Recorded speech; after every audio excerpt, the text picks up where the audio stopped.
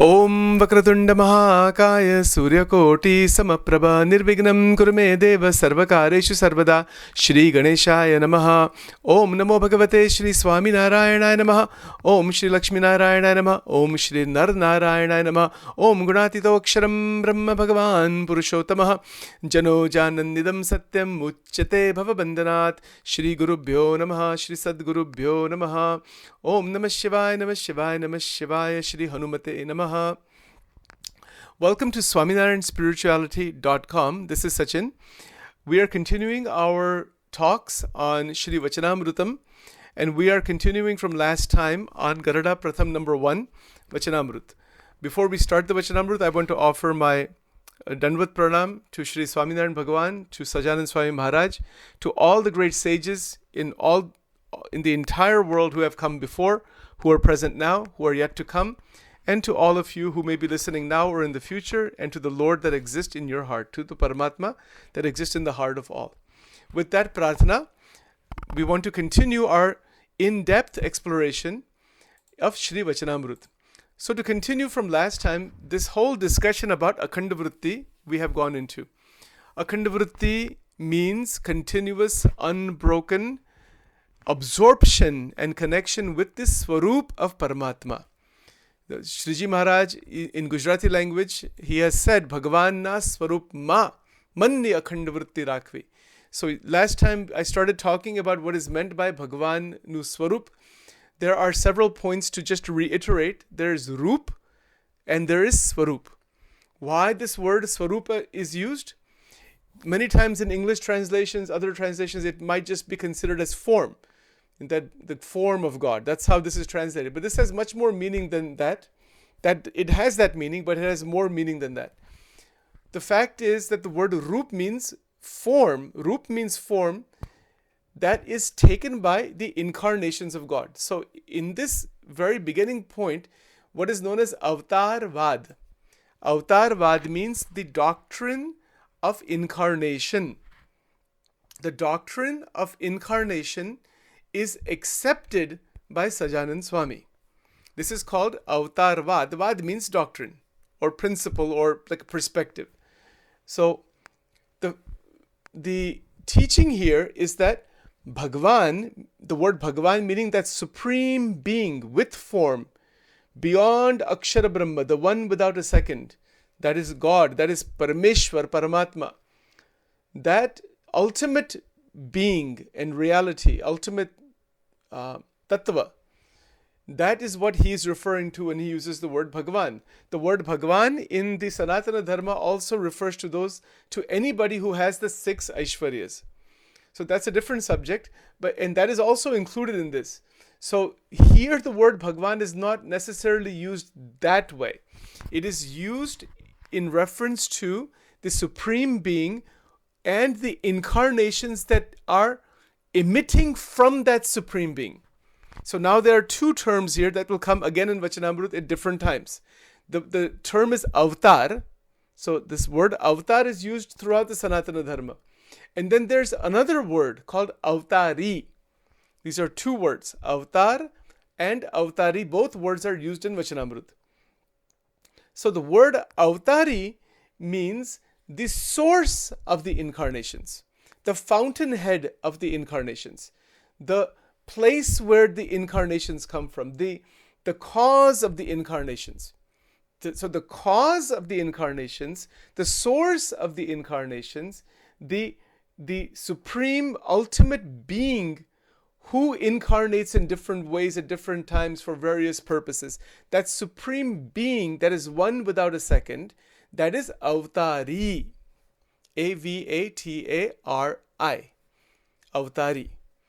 Now, this discussion of avatar and avatari is very, very, very extensive in Swaminarayan Sampradaya, and there is a lot of controversy about it also within the Sampradaya and outside the Sampradaya also. I won't go into that right now. We will cover that later on sometime. Right now, the only point that I want to make here is that when Shriji Maharaj is using these words, Bhagavan na Swarupma Manni Akhandavritti Rakhi, when he's talking about Bhagavan, he is talking about the incarnations who have come, and he is also talking about the avatari swarup. Both both should be understood here. The avatari tattva, avatari meaning the source of the incarnations. Now, there are some additional ways to understand this language. When the word swarup is used, that means the tattva that is inside the various rupas, the actual tattva, that is the mool swarup. So this is another term that is used in the Vachanamrut and in many other places. Mool swarup again is that supreme one without a second being, actual being. That is Bhagwan Purushottam Narayan. That is Bhagwan Paramatma. That is Parabrahma. That is one without a second, the ultimate being. There is nothing beyond that being. Okay, now, this is the teaching in Vachanamrut, that the one without a second is Ekameva Dvitiyam Brahma. That Advitiya Brahma that Maharaj has referred to from the Vedas, he is interpreting that as that supreme Purushottama Bhagavan, as that supreme being actually. That is Advitiya. Now, that is the way that the word Advaita is interpreted and presented in Vachanamrut, or that interpretation of that particular verse from the Vedas is interpreted. So the point here is that the word Swarup means, the word Swa means the me. It's the subject, essentially. Like if I were to say, who am I? If I say I am the Atma, Swam, the word Swam means I am, the me. So whose form is it? It is a form taken by the Mool Swarup, by the Mool Tattva, in a particular form. So when Bhagwan Ram, Bhagwan Krishna, the 24 incarnations, these are the 24 incarnations accepted as avatars in the Sanatana Dharma, and we'll go through the list of them also.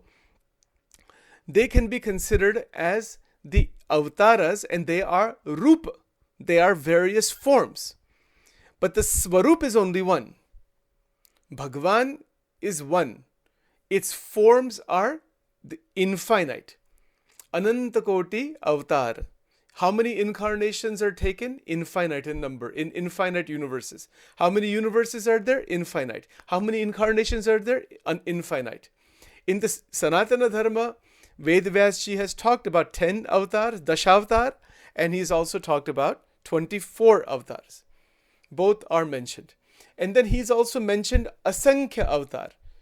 So that is another way to see that they're uncountable. There are different Ansh avatar, Kala avatar.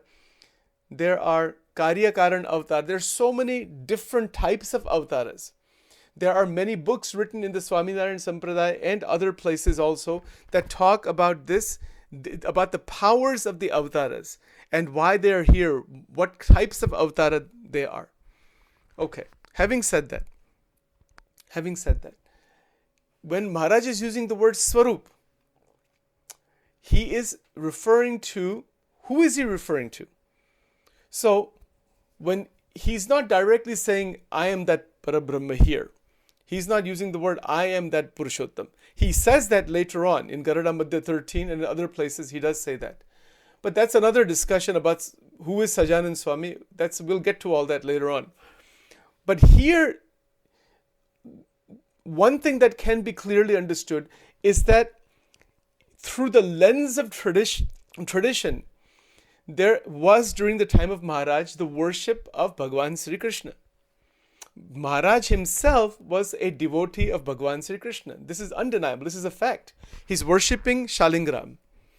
He has installed Bhagwan Sri Krishna in the 6 temples that were built in the center, as Nar Narayan, as Lakshmi Narayan, as Gopinath Ji Maharaj, as Madan Mohan Ji Maharaj, as Murli Manohar Dev. In the 6 original Swaminarayan temples in the center, Madhya Mandir, all forms of Bhagwan Krishna are installed there by Sahajanand Swami himself. Sahajanand Swami also does puja every day. He's worshipping Sri Krishna. there is Dandvat Pranam done. 5 Dandvats are done and then he does an additional Dandvat. This is written in Vachanamrut also. So Sajanand Swami as a bhakta of Bhagwan Krishna, we can see this throughout Vachanamrut. We can see it throughout his life. We can see it throughout the Shikshapatri, which we will also cover.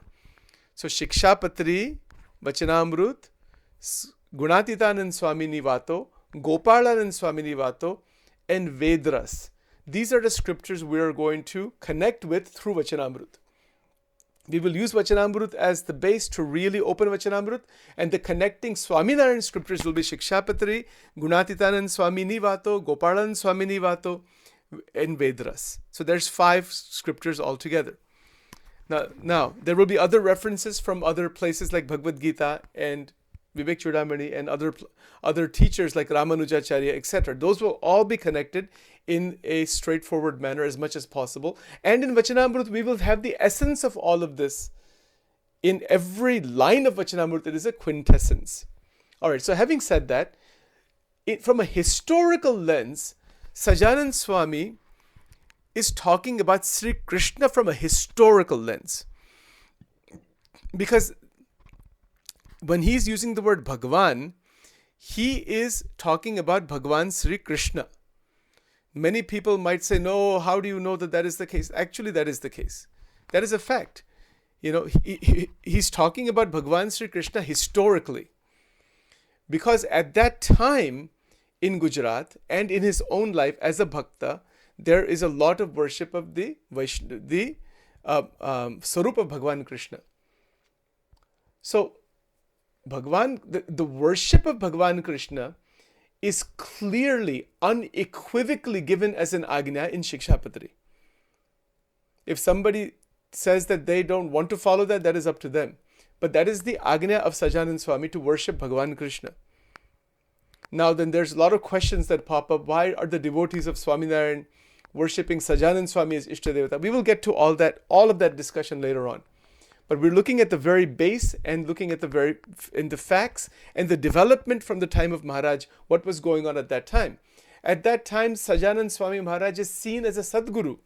Even the Aarti that Muktanand Swami composed, Jaya Sadguru Swami, Prabhu Jaya Sadguru Swami, Sahajananda Dayalu, Prabhu Jaya Sadguru Swami. Purushottama Pragatanu Jay Darshana Karashe. That Bhagwan Purushottam is manifested in Sajanand Swami. This level of understanding that Muktanand Swami had when he composed the Aarti. That Bhagwan Purushottam meaning Bhagwan Sri Krishna, Bhagwan Narayan.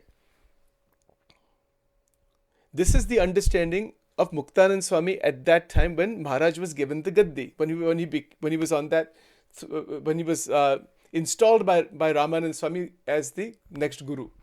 It is a Guru Parampara. Ramanand Swami's Shishya, as a Shishya is Sajanand Swami. These are 2 Diksha names, Narayan Muni and Sajanand Swami. And so Sajanand Swami Maharaj, when anybody hears that, you're going to think about this is a Guru, a Sadguru, like a Maharaj. Maharaj means Guru basically, is a saint. This is a word that is used. So you will see in Vachanamrut, whenever Bhagwan Krishna is mentioned, when Maharaj is talking about God, he will use again and again these words, Pratyaksha Sri Krishna, Pragat Sri Krishna. He uses it throughout. So there are 2 words, Paroksh and Pragat. There's 3 words, Paroksh, Pragat, Pratyaksha. Again, very foundational idea. So when the word Swarup is used here, it can be understood in the sense that those incarnations who came before, Paroksha Avatar, Paroksh meaning not present right now. The word Paroksh means that which is before now, the present moment. This is called Paroksh. So Bhagwan Ram came thousands of years back, even before Sri Krishna Bhagwan. Bhagwan Dattatreya, Bhagwan Kapil Devji, Bhagwan Sri Krishna, the Varaha Avatar, the Vaman Avatar, so many incarnations are there. The Narsiha Avatar, these are avatars that are Paroksha. Paroksha meaning they're in the past. But those past incarnations are worshipped as if they are present now. Which way they're worshipped? Through the 8 forms of murtis, 8 forms of images. These 8 forms are listed in Garuda Pratham number 68 Vachanamrut. What are they? Let's take a look at that very quickly. Again, we can jump back and forth quite a bit in this, but there are 8 forms. So, and in fact, the title of this Vachanamrut also is Ashtaprakarni Pratima Ma Ane Santma Akhand Rahanu. And I'll tell you about the history of these titles also. So, there's 8 forms, Ashtaprakar. What are those 8 forms? So, this is very interesting. There's a whole science behind Murti Puja.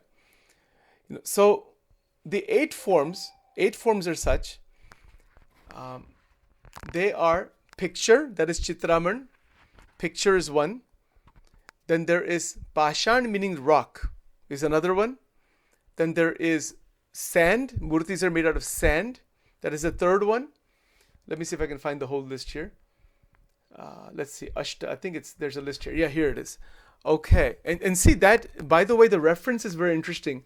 This is from Srimad Bhagavatam 11:27:12. That means the 11th skand. It is the 27th shlok, or a section probably, and then the 12th verse. So the reference is like this. There's 8 forms of murtis. Murti meaning images that are created historically, and they are created based on the teachings of Vedvyasji. So the first one here, where did that go? The first one here is Pashan. Pashan means rock or stone. You can take a stone and fashion a murti out of that. That is number 1. Then Kasht, that is wood. That is number 2. Dhatu, that means metal. That is number 3. Number 4 is Chitra Pratima. That is the drawing. That is number 4. Then Chap. Chap meaning stamp. That is number 5. Alekhit. That I don't know, but that means I'll have to ask somebody about that. Alekhit Kareli. Alekhit Kareli Upadni. Alekhit. I'll have to find out what that means. In Gujarati it is Alekhit Kareli Upadni. I'm not sure exactly what that means. I'll find out about that. Then the next one is Reti. Reti meaning sand, out of sand. And then Athva Kach. Kach meaning out of glass. Then out of money. Money meaning out of the jewels. Money. So these are the 8 forms. And then there's the 7. And then the 8th one is Manani Kalpana. Manani Kalpana Roop. Manani Kalpana. That you can actually form an image inside your mind. So this is in Garuda Pratham number 68. See the amazing interconnection in Vachanamrut. Where this all connects, it is so tremendous. So Maharaj gave this tremendous reference here about these 8 forms of murti.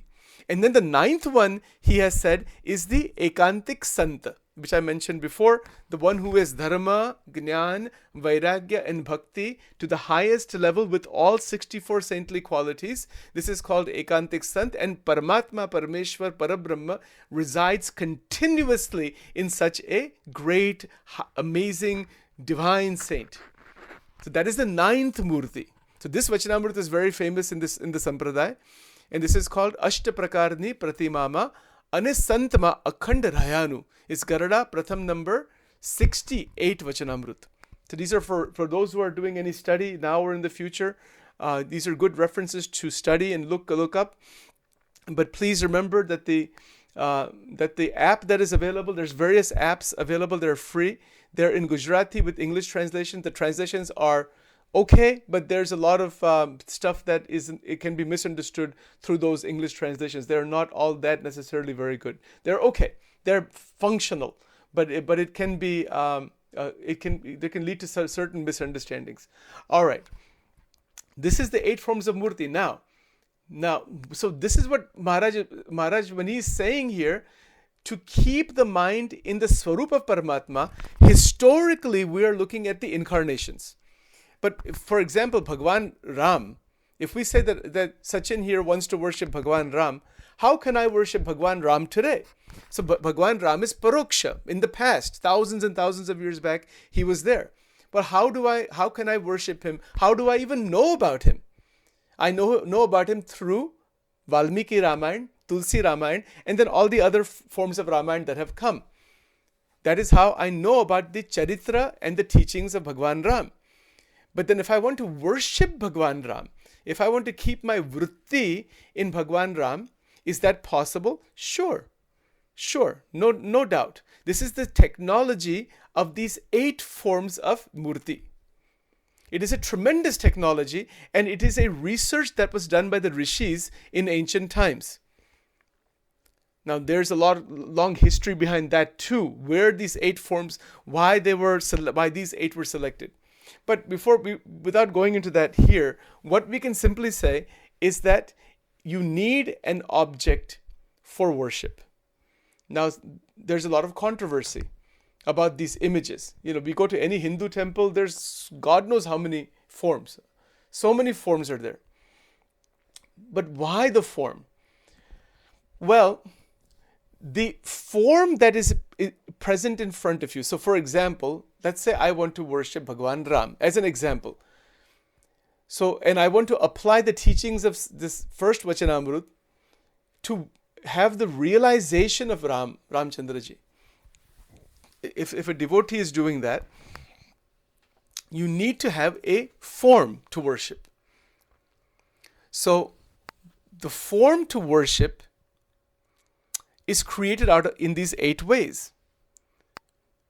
And when a form is created, like let's say out of a metal, like a metal image of Bhagwan Ram, or let's say Bhagwan Krishna, metal image of Bhagwan Krishna. There is an image.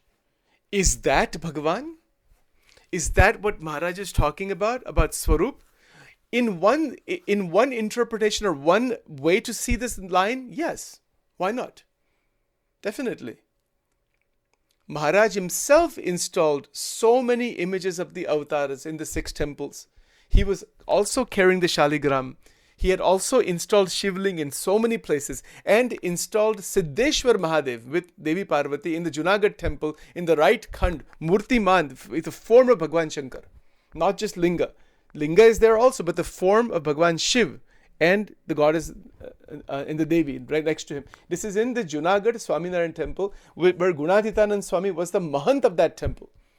And Siddheshwar Mahadev is installed in form, a Murtiman. Murtiman, not the linga is a kind of murti, but the actual physical form is installed by Maharaj. So in Maharaj's time, these forms were installed. Did he teach that Paramatma, Parameshwar, the Ishtadevatas, the Avataras are present through these images? Yes, they are present through the images, but not just through the image, as the image. And it's not an image anymore. So when we are saying Bhagwan na Swarup, Bhagwan nu Swarup, let's say, the Swarup of Paramatma,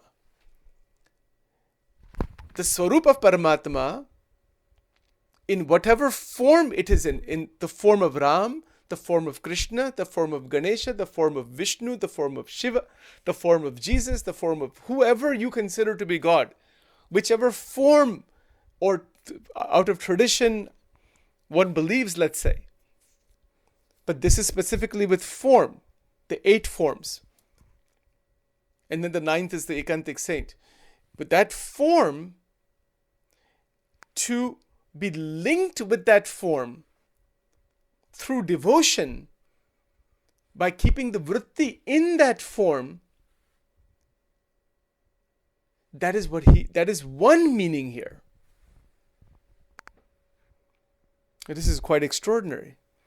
If you, for example, as an example, and I will be giving references from the modern time, just for reference purposes, please remember, Sachin here is not criticizing or promoting any group or organization. So when I give references, they're just for that purpose, for clarifying certain points. They're not to advocate for or to criticize anybody. So for example, if you go to currently in the world today, there is a fantastic organization called ISKCON, International Society of Krishna Consciousness. It's world famous. It's all over the world. They have temples, hundreds and hundreds of temples all over the world.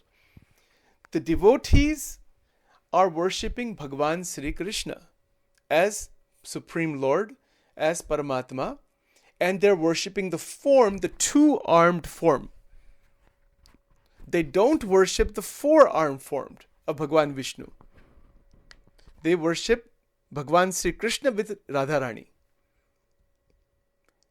And again, that whole Vaishnav Parampara is, the teaching is such from Chaitanya Mahaprabhu onwards, and probably even before Chaitanya Mahaprabhu, is the Sakar with form worship of Bhagavan Sri Krishna with two hands and with the flute. This worship of Bhagavan Krishna with two hands, 2 feet, and with the flute, with Radhika ji as the consort, this is the Ishta form of Sajanand Swami, which people in the Sampradaya, they're not going to even tell you that, so many of them, but this is a fact. There's no reason to deny any facts. These are the facts. That Sajanand Swami was worshipping the two-armed form of Bhagavan Sri Krishna with the flute. And that form is what is discussed and talked about in Shiksha Patri, which is a direct agnya of Sajanand Swami for his devotees. So he is in the role of Sadguru in Shiksha Patri. This is the base. Now people will say, wait a minute, what about worship of Sajanand Swami as Bhagavan Swaminarayan and Purana Purushottam? Those things will come later. We'll get to all that later on. That's too far advanced. If we start talking about those things now, we're not there yet to even grasp even an iota of that yet. It's too far advanced. It's too far beyond, and there's a lot of controversy about it. So we won't go into that right now. We want to stay with the facts and with the base. So what is the base? In the Shiksha Patri, Sajanand Swami, which I will refer to later on, has 212 verses. They're in Sanskrit. Likhami sahajananda sarva nija ashritan. My nija ashrit, those who are my ashrit, who have taken my ashray, who have taken my shelter. This is my agnya. Sajanand Swami is saying, this is my agnya. Agnya meaning my command. Command meaning you follow what I'm asking you to do. If you follow this way, you are going to realize God. This is called agnya. Is the upasana in Shiksha Patri also? Yes. Some people don't want to mention that. But it's true. The upasana is unequivocal of Bhagavan Sri Krishna. Anybody who argues against that, tries to twist that, tries to obfuscate from that, tries to minimize that, is unfortunately trying to twist the Shiksha Patri. No, which has happened quite a bit in the whole Sampradaya. But that's why Sachin here is trying to put these things logically, clearly, factually, without distortion, and allowing and keeping the spirituality alive as much as possible, without propaganda. So in Shiksha Patri, there is an unequivocal, direct agnya to worship Bhagavan Sri Krishna as Ishtadeva. This is a fact. Bhagavan Sri Krishna is mentioned 36 times in Shiksha Patri. So having said this, when Maharaj here is talking about sadhana, and he is saying about the Swarup of Paramatma, historically there is a historical base that he has maintained. That is the entire base of Sanatana Dharma. There are those today in the Sampradaya that want to cut away from Sanatana Dharma. They want nothing to do with the incarnations or the Shastras that came before Maharaj. Sachin doesn't agree with that. Respects to them, Jai Swaminarayan to them, but that is not the teaching of Sajanand Swami at all. Not by any circumstance. And it can potentially set up a whole tradition where the disconnection with Sanatana Dharma occurs and a new religion gets formed. That is not what Sriji Maharaj ever wanted. That has a strong possibility of happening in the world today. And I won't go into those controversies here. Whatever it is, even some very high level ideas, You cannot take extremely esoteric, deeper tattvic ideas and break the foundation of Sanatana Dharma.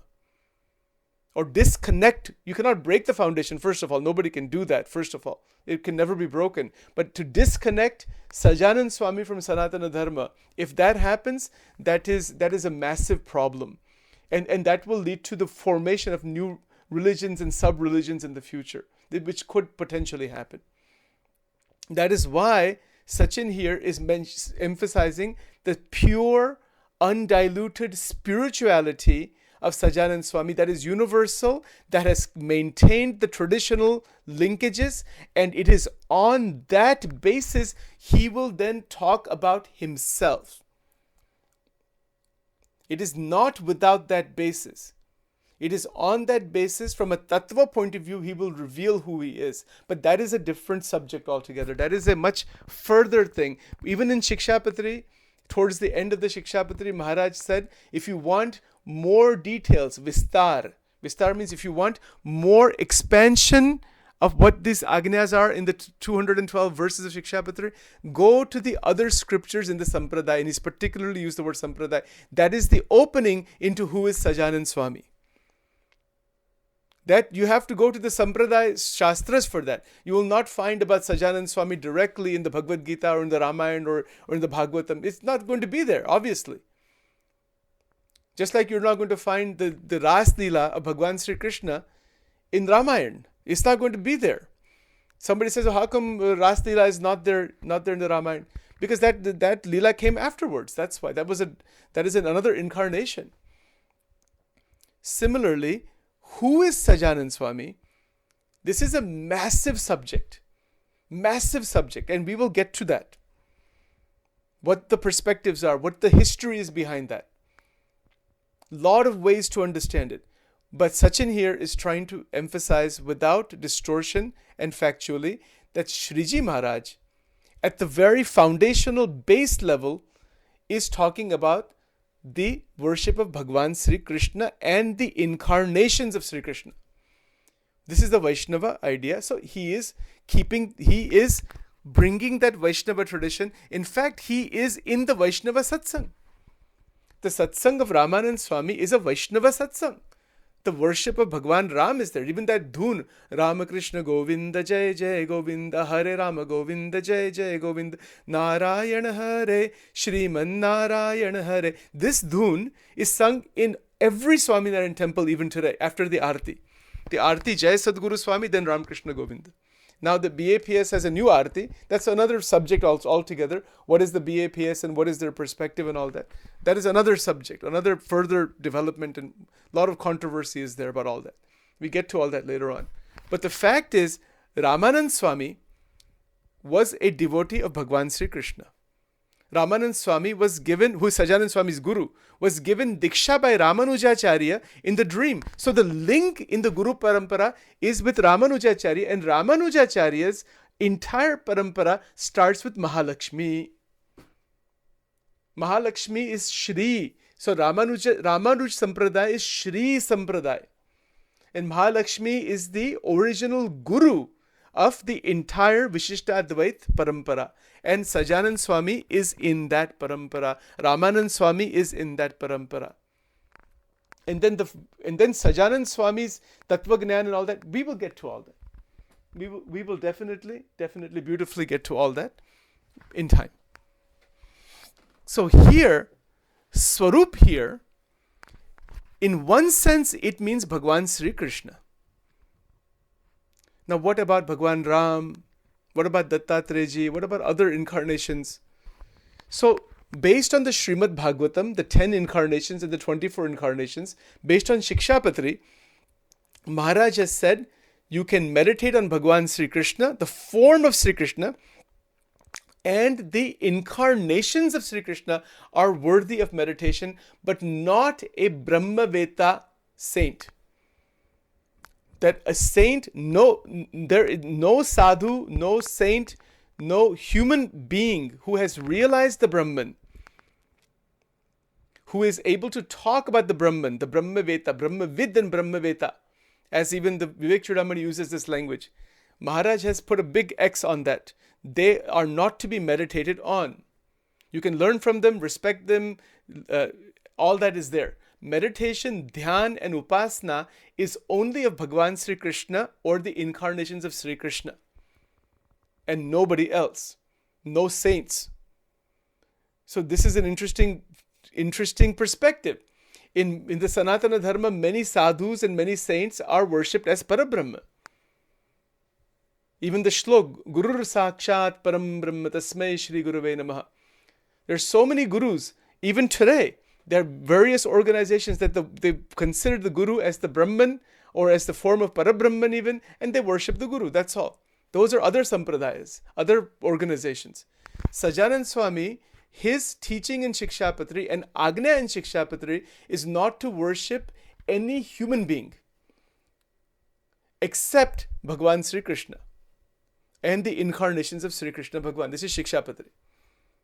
This should be very clear, this point.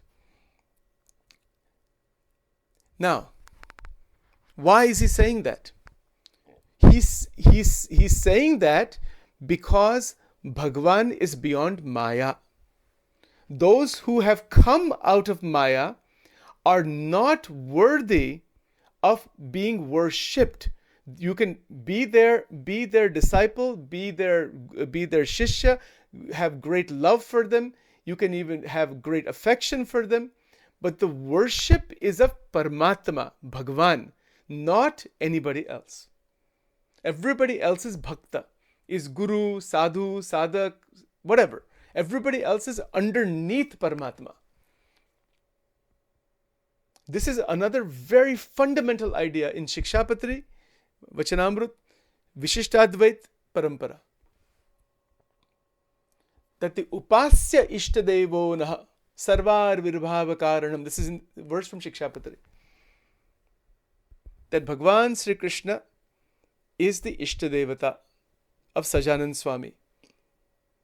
In fact, the very first verse of Shikshapatri, Vame yasya stita radha, Shrishya yasya sti vakshasi, Vrindavana viharam tam, Sri Krishnam rudichintaye.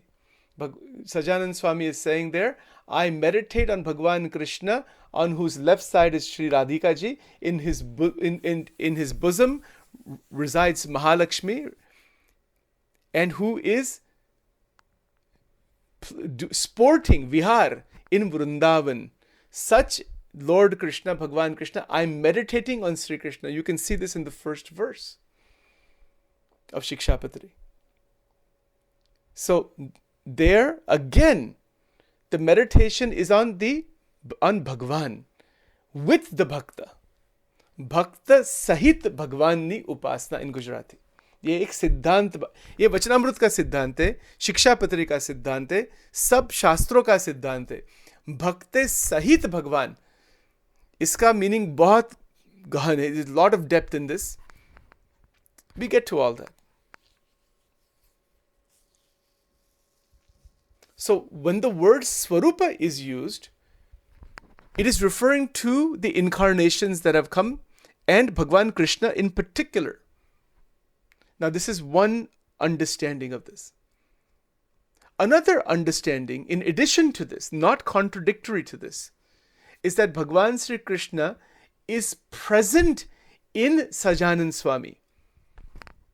If Sajanand Swami is a Satguru, a great enlightened saint who has realized Sri Krishna, and Sri Krishna is manifesting through Sajanand Swami. That is another understanding of this word Swarup, that there is a human manifestation in the Guru, in the Sadguru. There are many Gurus. So yes, is it possible to meditate on God in the Sadguru? Yes. That's what Vachanamrut, Garada Pratham 68, we just looked at that. The 8 forms of the Murtis, as well as the 9th form, that is the enlightened saint, who is holding God within. So it is not meditating on the personality of the Guru. It is seeing the Paramatma in the Guru. So dhyan and upasana, meaning the heart connection, the akhanda vritti. Akhanda vritti in terms of upasana is towards Bhagwan only. It is not towards gurus apart from Bhagwan. So gurus may be there, they are there, but if they are worshipped without Bhagwan, or if they are worshipped as Bhagwan, they are Brahmaveta.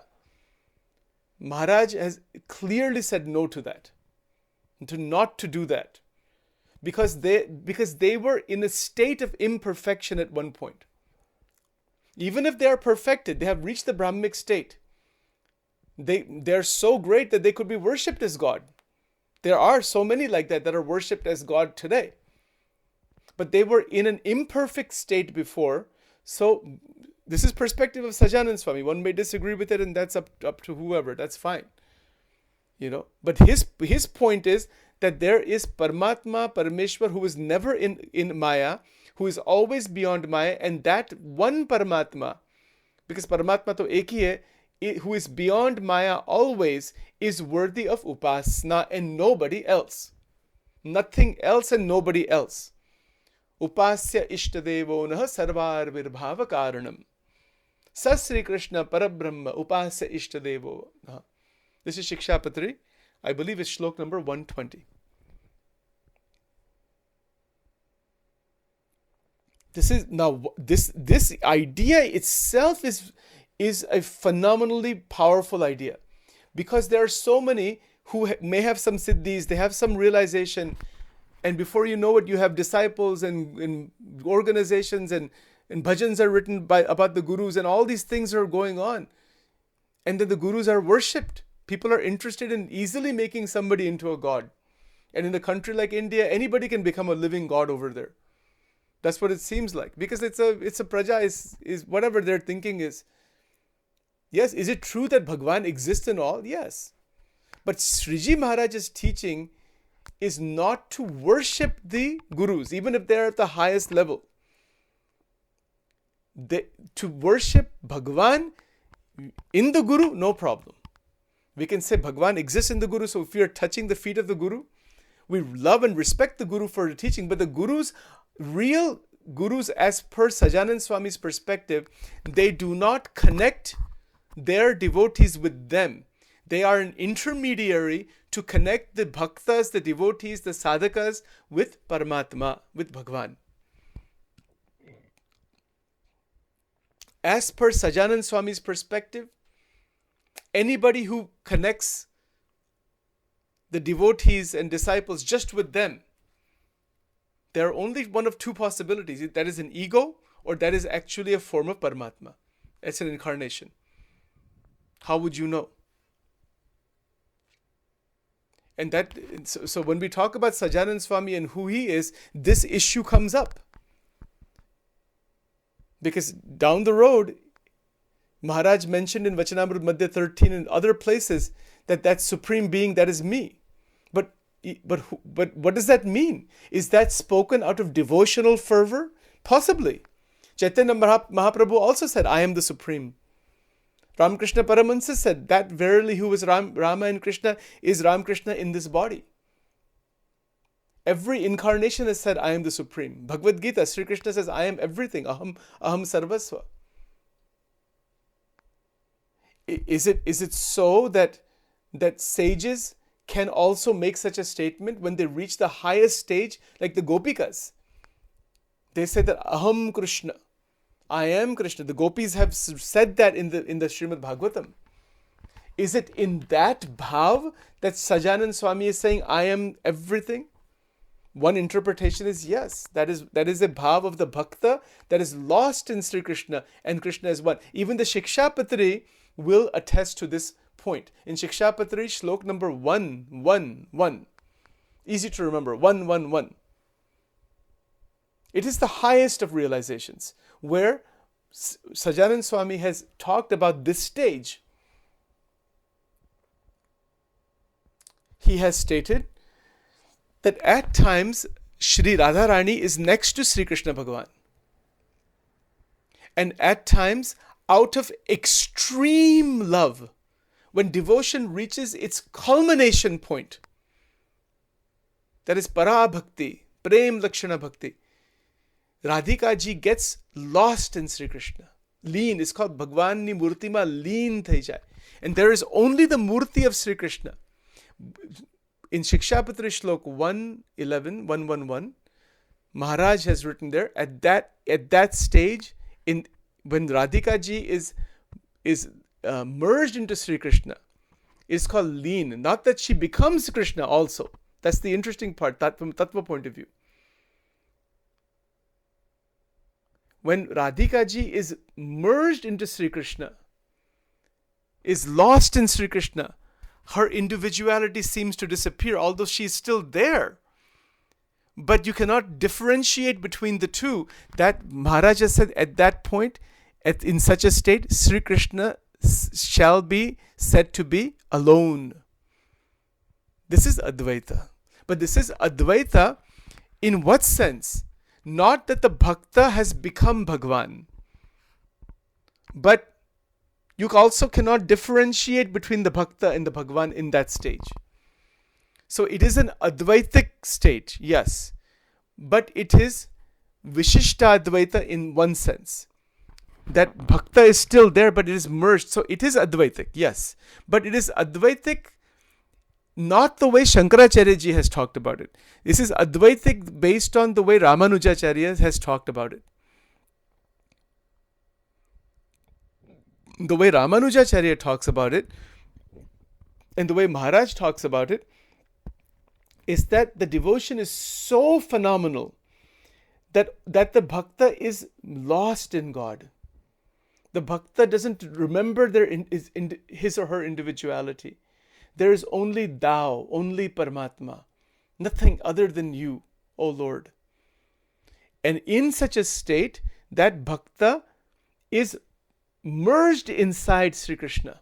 And Sri Krishna is one, should be said to be alone. This is the word that is used. Krishna ne ekla samajva in Gujarati. That's a Gujarati translation of the Sanskrit verse. That is the ultimate stage of devotion. That is the highest stage of bhakti.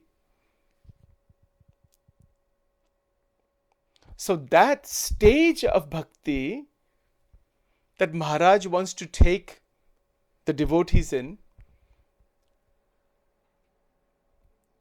is what this Vachanamrut, whole Vachanamrut is about that. It is all about taking the bhakta into that highest of sages, highest of states, highest of realization. That is called sadharmya. One becomes like God.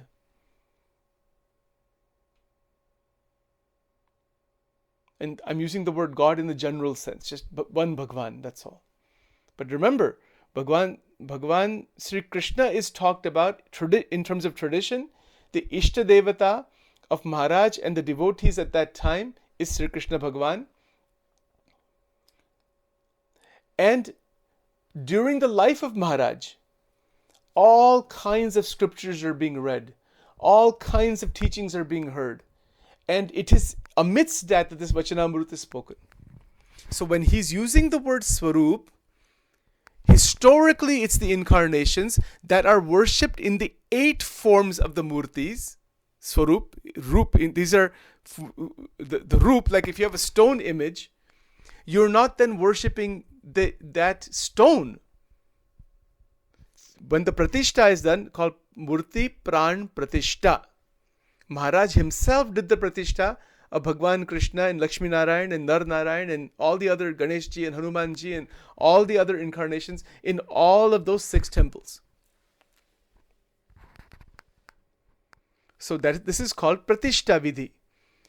And the Pratishta is done by the individual who has tremendous spiritual awakening. And from there, mantras are used, Ved mantras are used to do the Pran Pratishta, where now that is no longer simply a stone. It has the avahan, it is asking that supreme Chaitanya, that is Paramatma, to come inside that murti.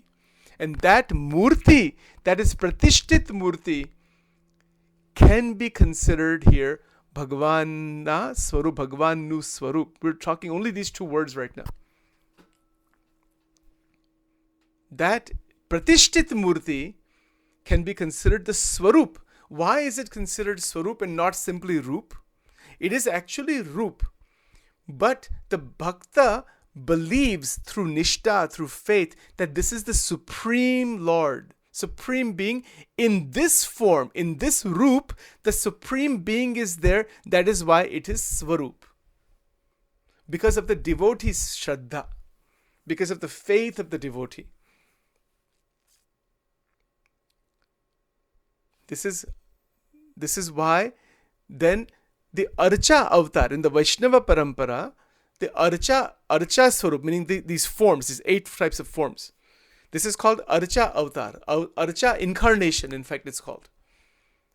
And then once the Avahan and everything is done, the Pratishtha is done, then the regular puja, regular bhog, regular arti, the Shangar and all of that is done. This is Vaishnava Parampara. It is done as if in that human form, in that form, Bhagavan is present in front of you. In front of you, that supreme reality, which is unimaginable, is in front of you in that beautiful form. This is Archa incarnation. So here Bhagavan Swarup, Bhagavan Nu Swarup, let's say, the Swarup of Bhagavan, because Bhagavan is one. The forms are many, and now the Bhakta is connecting with Bhagavan through the Murti, yes, but not just through the Murti. It's not a Murti anymore, it is Sakshat Paramatma. When the feeling of the stone and picture and all that feeling goes away, and that feeling arises that this is Bhagavan in front of me, at that point it is Swarup.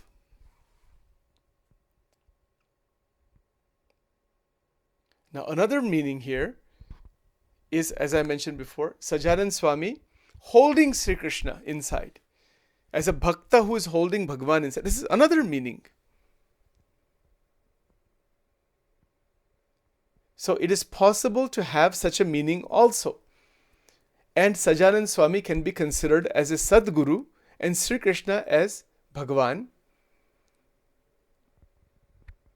And this kind of devotion can continue, which it used to be there at that time. Even today, now it's a little bit changed quite a bit for various reasons. We'll get to all that.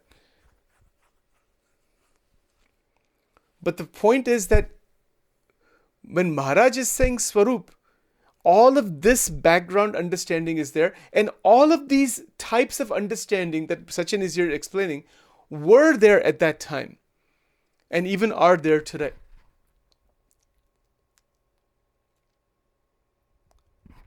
The Akhanda Vritti, we talked about it last several recordings, what that is. Today I'm emphasizing just what is the meaning of this Swarup. When Sajanan Swami himself is saying later on in Vachanamrut, Pratyaksha Krishna, Pragat Krishna. Pratyaksha means that who is in front of you. Who is he talking about there? When he uses the word Pratyaksha, the word Pratyaksha means in front of your eyes. That which you're seeing. He's talking, he says Pratyaksha Sri Krishna. That is Krishna manifested in him, or he's talking about himself there. That see me, because one of his main points in Vachanamrut is for the devotees to see who he is. So they see the physical form, but to see him from a tattva point of view. We'll get to that later on. But that is also meant by Swarup.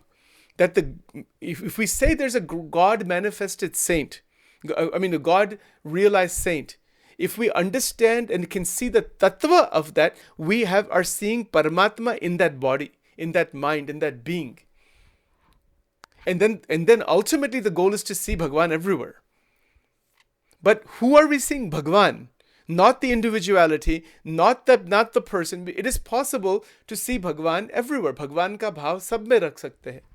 Yo mam pashyati sarvatra. Bhagavad Gita. Very clear. But the upasana is still of Bhagavan, not anybody else. If the upasana diverts away from Bhagavan, then as per Shriji Maharaj, that is a massive diversion. It is a massive diversion because the goal is Paramatma. The worship has to be of Paramatma. If it is of anybody else other than the Paramatma, then wherever that person is, whatever the deficiencies are, wherever that individual is, that is where the Jivatma will go. And the Gita is saying this. Those who worship ghosts go to the ghostly realm. Those who worship the Devatas go into the heavens. Those who worship the ancestors go to the ancestors. And Sri Krishna in the Gita says, those who worship me come to me. So this is a critical point. Who we are worshipping, we will go, the Jivatma will be connected that way, and the experience will be that to whoever the worship goes. If we are, for example, if we are very deeply immersed in family and we love family so much attachment towards parents and grandparents and children, then we will just wind up with them. That's the universal law. Ante yamati sagati. Wherever our attachment is, that is where our prapti will be. Yamati sagati. Garada Pratham 14, that is a quotation from one of the Shrutis. Ante yamati sagati. The title of that Vachanamrut, I'll show it to you. It's right here. In fact. Ante yamati sagati. This is Vachanamrut 14. Garada Pratham 14. Ante yamati sagati. See, it's a very beautiful, tremendous thing here. And that discussion is here. In fact, here in that Muktanand Swami asked this question. Pachi Muktanand Swami puchu je Shruti ma em kayu che je ante yamati sagati. It's a Shruti. It's a Shruti, and that is Hiranya Keshi Yaksha Kha Yaksh. I'm trying to say this word here correctly. Hiranya Keshi Yashakha Hiranyakeshi Yashakha Shruti. That is the name of the Shruti. It is a Ved's Shruti. It is Hiranyakeshi Yashakha Shruti. Shakha Hal. Let's see. Upalabdha Nati. Meaning that this is something that is not available in print. That is a little footnote here. But it is from that very ancient scripture, Ante Yamati Sagati, which is a great discovery of the rishis. We will cover that in the daily satsang, some of the foundational stuff, because this is so advanced. So Muktanand Swami is asking about this question, Ante Yamati Sagati. This is Vachanamrut Garada number 14. And we'll get to all that later on, because it's a very, very big thing. But again, in that Vachanamrut, and as in so many others, there's an emphasis again and again on the present manifested being in Vachanamrut throughout. That's Sri Krishna that Maharaj is talking about, who came before, who is in the Vigraha form, Archa form. Maharaj is saying again and again in Vachanamrut that Sri Krishna is present here. Meaning what? It is a state of realization where the Bhakta has reached such a stage where Bhagwan Krishna, the Ishta Devata, is manifesting through the eyes, through the nose, through the tongue, through the ears, through the hands, through the legs, through the mind and the body of the individual. In fact, that such a Bhakta is called, or such a saint is called, Bhagavana Akhanda Dharak Sant. Which Vachanamrut is that? Number 27. Garada Pratham, number 27 is shown right over here. It says, Bhagwan Akhand Nivas Kari Rahe Tevi Samjan. Their understanding, what kind of understanding is there? Where Paramatma, Parabrahma, continuously resides in every part of the mind, the body, the indriyas. Only Paramatma is present. Okay, so we'll stop here for today. We will go into this further from some other angles later on. Okay, so Shri Hari.